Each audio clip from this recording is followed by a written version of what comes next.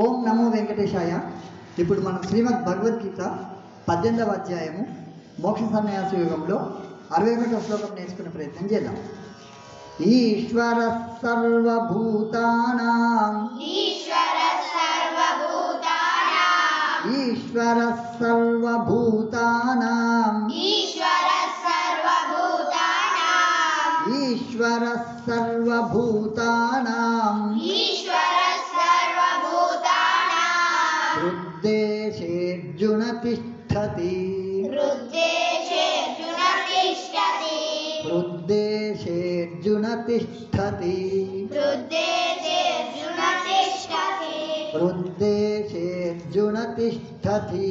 హృద్దేశేర్జున తిష్టతి భ్రామయన్ సర్వభూతాని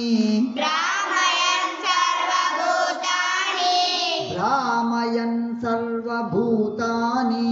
భ్రామయన్ సర్వభూతాని భ్రామయన్ సర్వభూతాని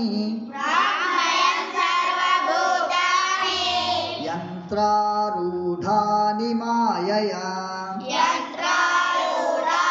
మాయయా యంత్రారూఢాని మాయయా యంత్రారూఢాని మాయయా యంత్రారూఢాని మాయయా యంత్రారూఢాని మాయయా ఈశ్వర సర్వభూతానాం ఈశ్వర సర్వభూతానాం ఈశ్వర సర్వభూతానాం ఈశ్వర సర్వభూతానాం హృద్దేశేర్జున తిష్టతి హృద్దేశేర్జున తిష్టతి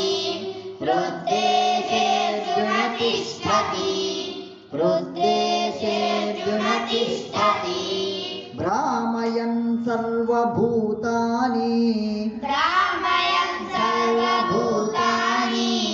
భ్రామయన్ సర్వభూతాని భ్రామయన్ సర్వభూతాని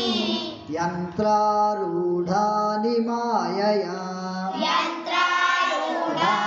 మాయయా యంత్రారూఢాని మాయయా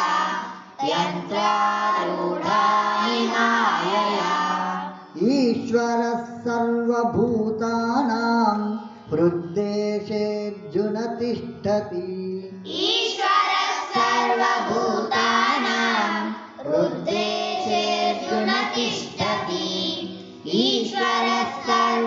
సర్వభూతానాం హృద్దేశేర్జున తిష్టతి ఈశ్వర